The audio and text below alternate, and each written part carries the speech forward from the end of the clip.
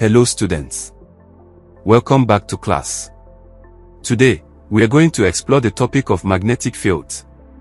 But before we get started, let's quickly recap what we covered in our last lesson. In our last class, we learned that electrolysis involves an electrolyte, a liquid that conducts electricity, and electrodes, which are metal rods. The anode is the positive electrode, while the cathode is the negative.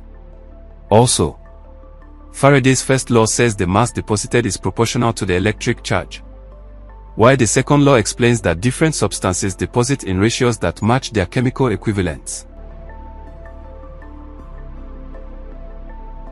Today's objectives are to explore the concept of magnetic field and the applications of electromagnetic fields. A magnetic field is the space around a magnet, where its magnetic force can be felt. You can't see it with your eyes, but it's there, just like the wind. This invisible force can attract certain materials like iron, nickel, cobalt, and steel. So, whenever you bring these materials close to a magnet, they respond because they are inside the magnet's field. Let's explore an important idea in magnetism, the direction of a magnetic field. The direction of a magnetic field is the same direction that the north pole of a compass needle would point if you placed it in the field. So, if you're ever unsure which way the field is going, just imagine using a compass. Now, we represent magnetic fields using field lines, and here are some important things to remember about them. Field lines always move from the north pole to the south pole, but that's outside the magnet. The closer the lines are, the stronger the magnetic field is in that area. Let's imagine these field lines like invisible arrows, showing how the magnetic force flows. Let's explore two important types of magnets, permanent magnets and temporary magnets. Permanent magnets. These are magnets that stay magnetic for a long time, even after the magnetizing force is gone. They are made from hard magnetic materials, like steel. Think about this. A bar magnet you've used in the lab is a permanent magnet. Even after several days, it can still attract pins or paper clips. Common uses of permanent magnets include speaker, compass, electric motor, temporary magnets. These are quite different. Temporary magnets only become magnetic when they are near a magnet or inside a magnetic field. But as soon as that field is removed, they lose their magnetism quickly. They are made from soft magnetic materials. Example: rub an iron nail with a bar magnet, and it will start attracting paper clips. But after a short time, it stops. That's a temporary magnet in action. Temporary magnets are used when we need magnetism only for a short time, such as electromagnets, used in cranes to lift scrap metal. Let's look at methods of making magnets. Single-stroke method.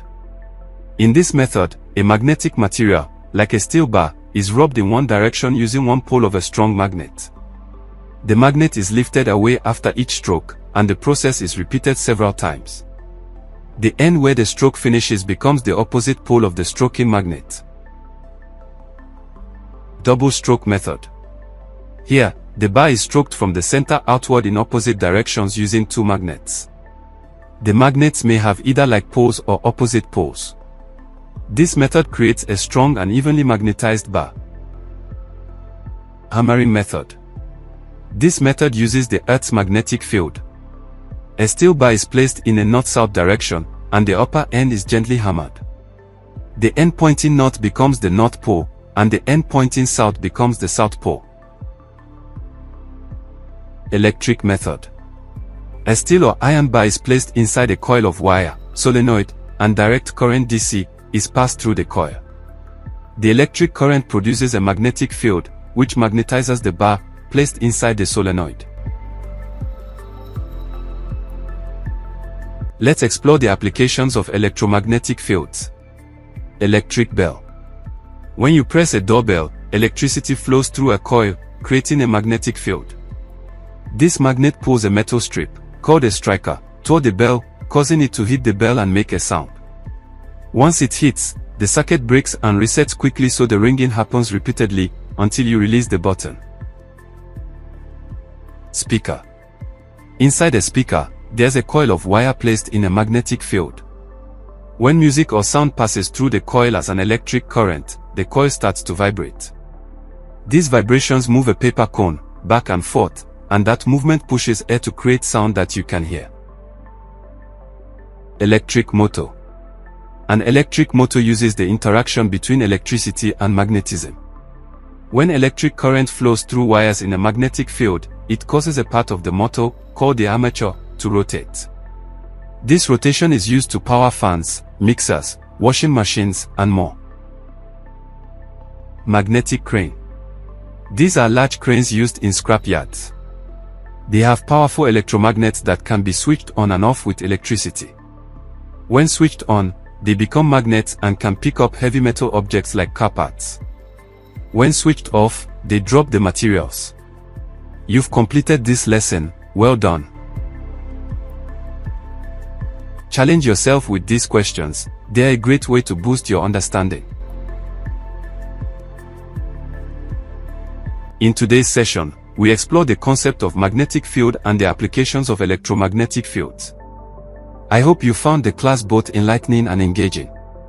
In our next lesson, we'll move forward with magnetic field, part 2. Thank you.